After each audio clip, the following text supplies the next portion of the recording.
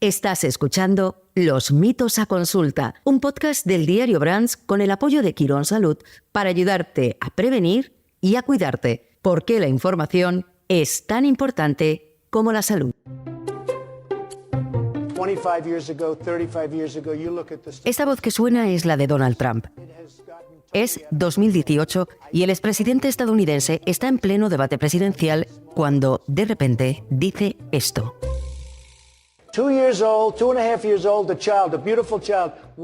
Que conoce a un niño de 2 años que después de recibir una vacuna se ha vuelto autista. El líder republicano no está solo. En los últimos años, una larga lista de celebridades, entre las que se cuentan estrellas como Jim Carrey o Robert De Niro, ambos con hijos autistas, han agrandado el mito que relaciona las vacunas con el autismo, consiguiendo que muchos padres tengan recelo a inmunizar a sus hijos. Pero empecemos por el principio. ¿Sabemos de lo que hablamos cuando hablamos de vacunas? Yo creo que es cuando te meten un bicho. ¿Qué sirve? Para que tu sistema inmunitario se prevenga. Para que generes anticuerpos y no te afecta tanto como el virus en sí, y así tengas reconocida la bacteria o el virus y cuando te dé la enfermedad estés preparado. Roy Piñeiro Pérez, pediatra en el Hospital Universitario General de Villalba. Una vacuna es más o menos engañar a nuestro sistema inmunológico, a nuestras defensas, haciéndole creer que existe una infección, una primera infección, para que precisamente nuestras defensas empiecen la respuesta frente a ese virus, frente a esta agresión infecciosa. Según la Academia Estadounidense de Pediatría, la primera vacuna de la que se tiene constancia en la historia moderna es la vacuna de la viruela.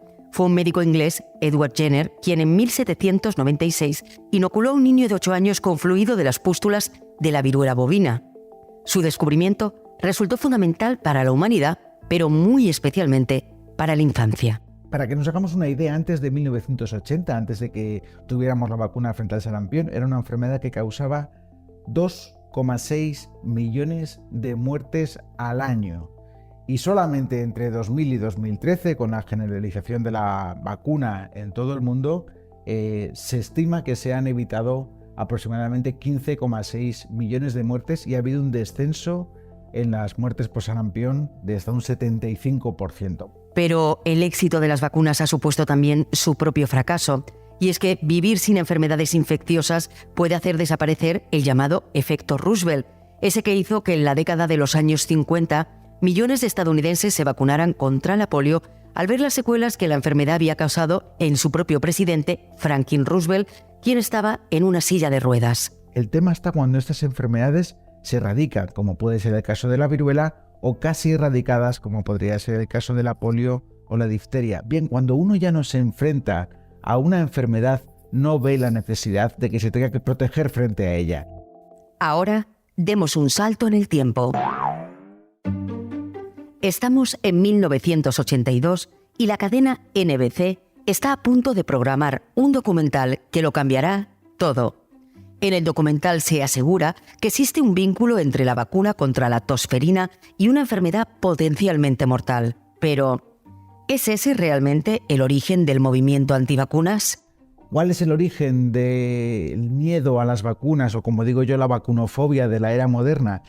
Es difícil, o sea, realmente estos movimientos han existido siempre. Evidentemente este tipo de documentales o la famosa historia de Wakefield, pues evidentemente hace que haya repuntes. Quedémonos con ese nombre, Andrew Wakefield.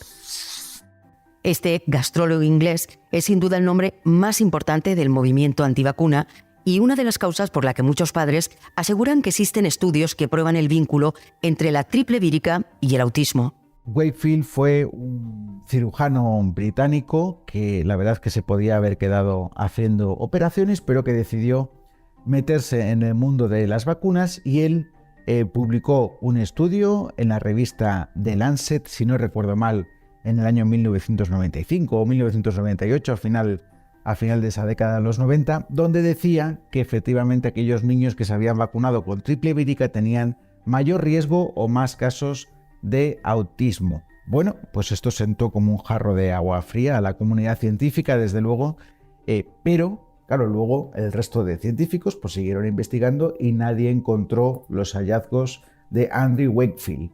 Sin embargo, no fue la ciencia quien acabó por desenmascarar el engaño. Al final hubo un periodista que, pues se dio cuenta que todo esto era mentira, el estudio científico no había pasado por ningún comité científico, los resultados se habían falseado, el propio Wakefield tenía interés en hacer otra vacuna diferente de la triple vírica, que es la que protege frente a sarampión, rubiola y parotiditis, y nunca se han conseguido demostrar los hallazgos de Wakefield hasta el punto que la revista The Lancet, pocos años después, unos cuantos años después, si no recuerdo mal, 2010, tuvo que retractarse y quitó el artículo de su revista. ¿Y si este estudio resultó ser falso?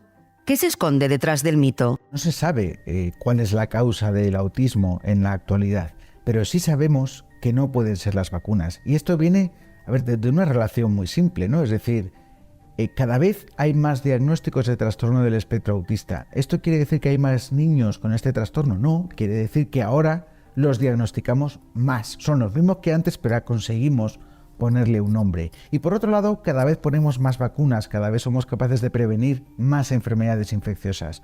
¿Esto quiere decir que más vacunas y más casos de autismo estén relacionados? No. Esto es absurdo y además es muy fácil de demostrar científicamente. Hay poblaciones en las que son menos favorecidas por múltiples motivos y no podemos vacunar a todas esas poblaciones y ahí no vemos que haya menos casos del trastorno del espectro autista. Y ahora ponemos otros mitos a consulta. Hola, ¿qué tal? Buenos días.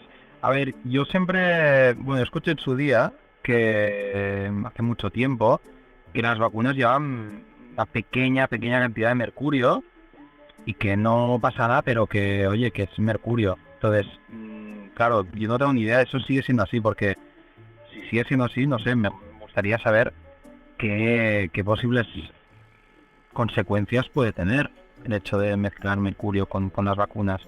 Gracias, hasta luego. Es correcto, este es un mito importante. Las vacunas llevaban mercurio.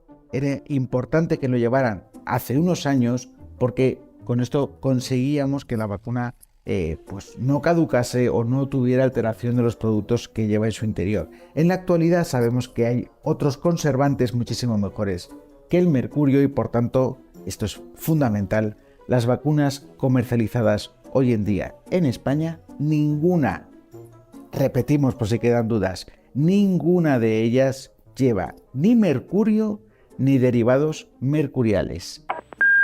Hola, ¿qué tal? A mí nunca me ha preocupado el tema de las vacunas, pero acabo de ser madre y claro, empiezas a investigar un poquito y te dan, hay mucha gente que te empieza a dar su punto de vista, etcétera. Y nada, quería preguntar si es verdad o si existen casos en los que las vacunas provoquen un shock anafiláctico. Es cierto que una vacuna puede producir un shock anafiláctico, que es un cuadro muy grave que necesita un tratamiento urgente y que tiene una mortalidad que estaríamos hablando de entre el 1 y el 2% a pesar de aplicar el tratamiento. Esta anafilaxia que puede ocurrir con las vacunas ocurre en 1 de cada 1 millón de niños vacunados. Y ojo que la anafilaxia, la alergia grave, no es una cosa exclusiva de las vacunas. Puede pasar con cualquier medicamento, puede pasar con cualquier alimento. Llegamos al final de este episodio y queremos recordar que, aunque España es uno de los países con mayor tasa de vacunación mundial, es importante combatir los mitos que rodean a la vacunación por dos motivos.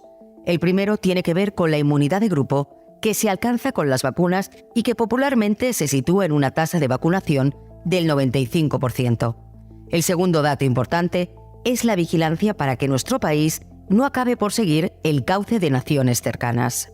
Uno de los problemas quizás que tenemos en España es que muchos sanitarios lo que hacen es rechazar a una familia que ha decidido vacunar, que ha decidido no vacunar a sus hijos y precisamente a ese tipo de familias es a quienes más caso les tengamos que hacer. No rechazarlos, sino tratar de entender los motivos, empatizar con ellos y tratar de demostrarle que muchas de las cosas que dicen son ciertas pero no son motivo para no vacunar o directamente son mitos o están basados en bulos o mentiras como por ejemplo el tema del autismo. Este capítulo lo ha editado David Román. Yo soy Tatiana López y esto es Los mitos a consulta.